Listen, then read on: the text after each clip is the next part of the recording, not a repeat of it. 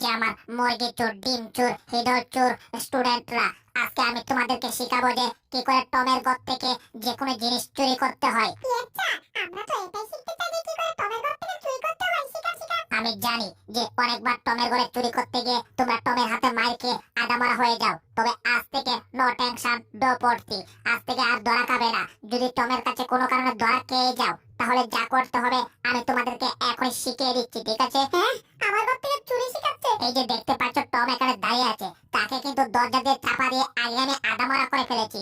এখন যা করতে হবে, যদি টমের কাছে ধরা খেয়ে যাও, প্রথমে টমকে এভাবে ধরবে, হ্যাঁ, আর এরপর তোমরা যা করবে সেটা আমি তোমাদেরকে ভালো করে দেখিয়ে দিচ্ছি। তোমরা ভালো করে দেখো যে টমকে কি করতে হবে। মনে করে টমকে এভাবে ধরবে, এভাবে ধরে উপরে ঝুলিয়ে রাখবে, আর উপরে ঝুলিয়ে রাখতে বলবে, এই টমের বাচ্চা, আমাদের চুরি করাতে বাধা দিবি? যদি বলে বাধা দিব, তাহলে এভাবে ধরে দরজার মধ্যে একটা টুস করে বাড়ি দেবে, ঠিক আছে?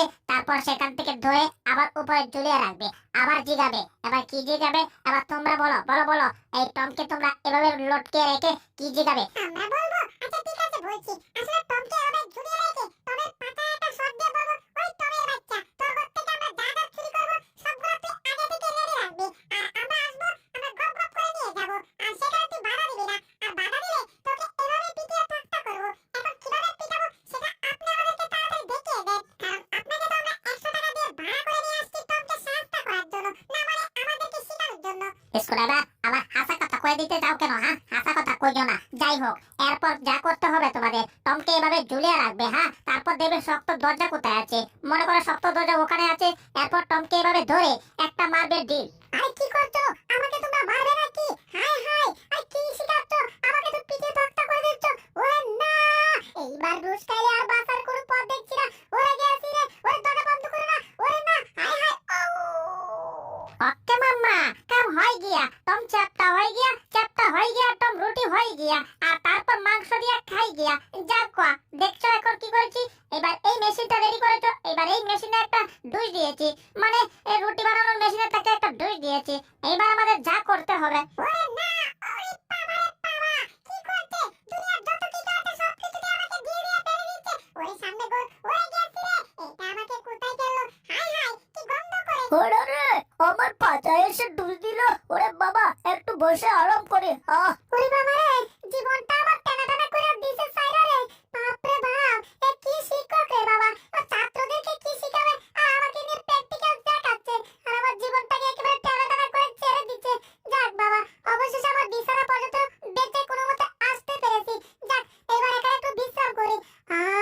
বিশ্রাম করার মজাই আলাদা। তবে এই জলাদ মার্কা মাস্টারের কাছ থেকে আবার দূরে দূরে থাকতে হবে, তা না হলে জীবনটাই মাস্টারকে দিয়ে দিতে হবে। এই যে আমার অপ্রিয় টুকুনা, মানে প্রিয় স্টুডেন্টরা, দেখো আমি তোমাদের জন্য একটা সাইনবোর্ড নিয়ে আসছি, মানে বোর্ড। এই বোর্ডে আমি তোমাদেরকে শেখাবো, পড়াবো যে কি করে বিড়ালকে সাইজ করতে হয়, সেটা টেকনিকে দেখাবো। ওকে, তোমরা রেডি আছো তো?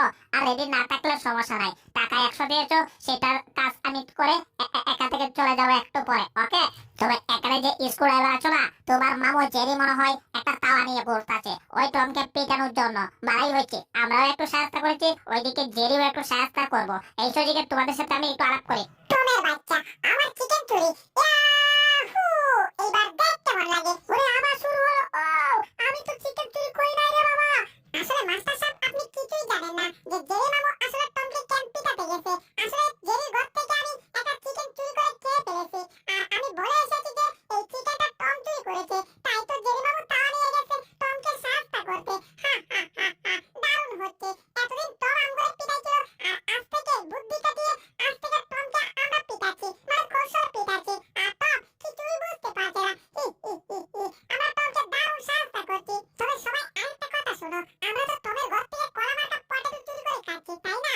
আর ওইদিকে দেখো, আমার মামু জেরি আর টম, ওরা দুইটা যুদ্ধ শুরু হয়ে গেছে। একটা আরেকটাকে দৌড়াচ্ছে, আর একজন আরেকজনকে ধরার জন্য চেষ্টা করছে, তবে পারছে না ধরতে, না পারছে ছাড়তে। বাবা বাহ, আমি শিক্ষক আসছি টমকে সাহায্য করতে, কিন্তু এখানে তো দেখছি টমকে আমার সাহায্য করতে হচ্ছে না।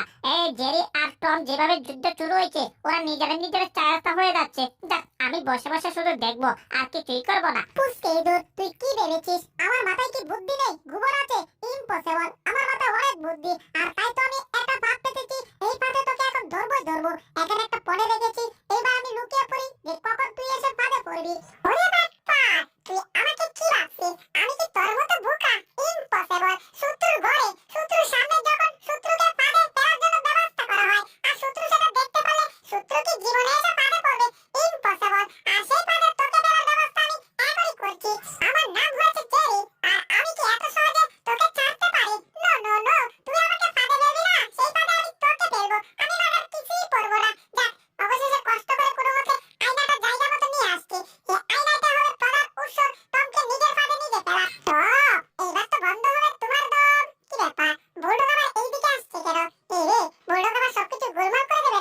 না রে না, খাওয়ার জন্য কিছুই পাচ্ছি না।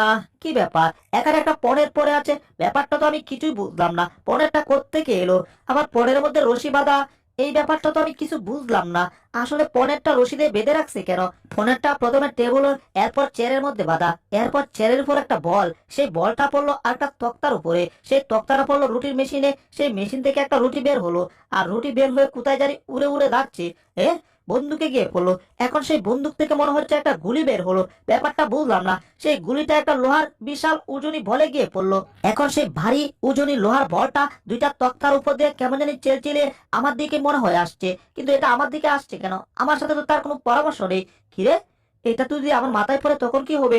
সর্বনাশ, এটা তো মনে হচ্ছে আমার দিকে আসছে।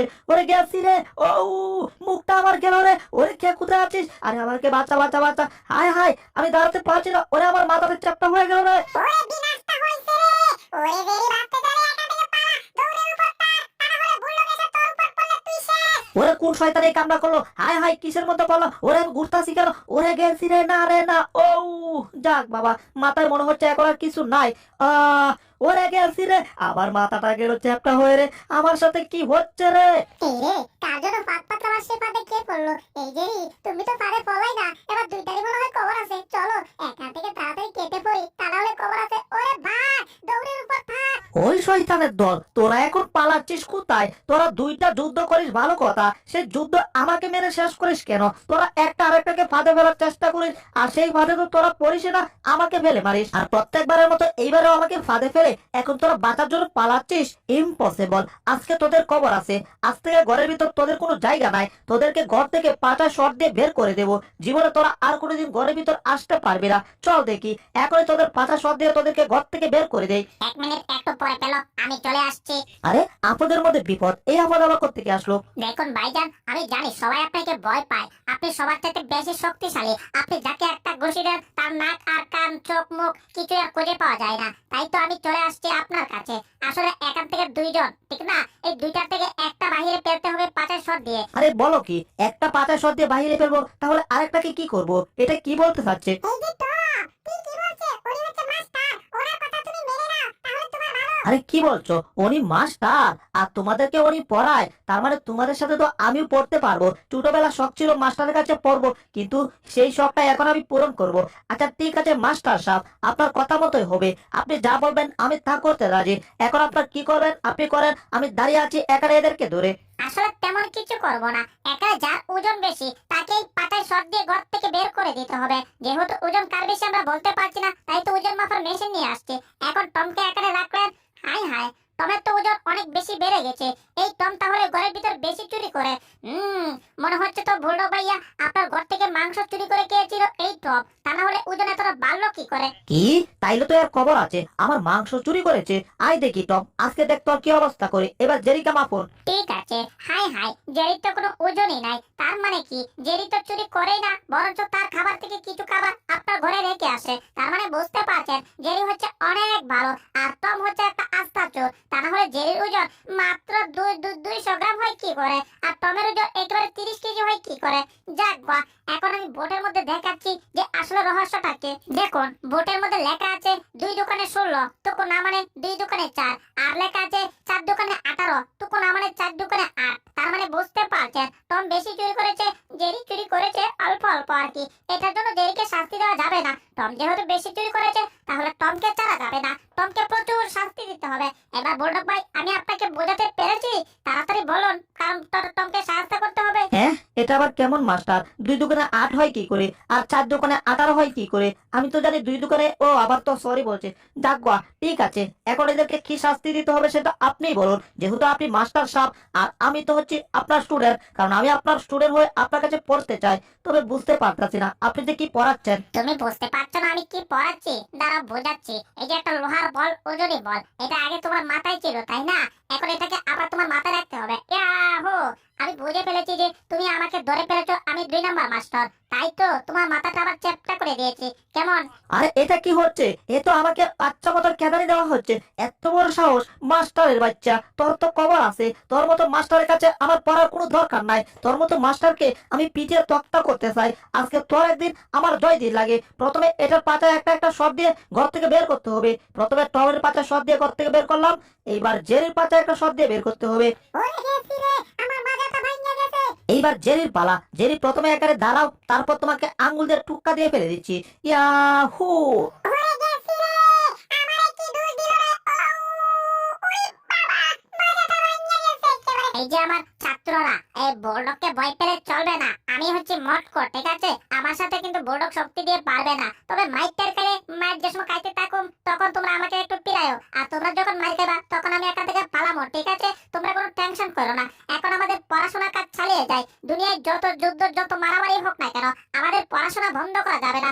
এটা অবশ্য চালিয়ে যেতেই হবে, যেতেই হবে, যেতেই হবে, ঠিক আছে? এরপরে বুলডগ এই মাস্টারকে ইচ্ছে মতো পিটালো। এই ভিডিও দ্বিতীয় পর্বটা যদি দেখতে চাও, তাহলে ভিডিওটাকে লাইক করো আর চ্যানেলটাকে সাবস্ক্রাইব করে কমেন্টে লিখে দাও পার্ট 2। তাহলে দ্বিতীয় পর্ব দেওয়ার সাথে সাথে তুমি পেয়ে যাবে। ধন্যবাদ ভিডিওটা শেষ পর্যন্ত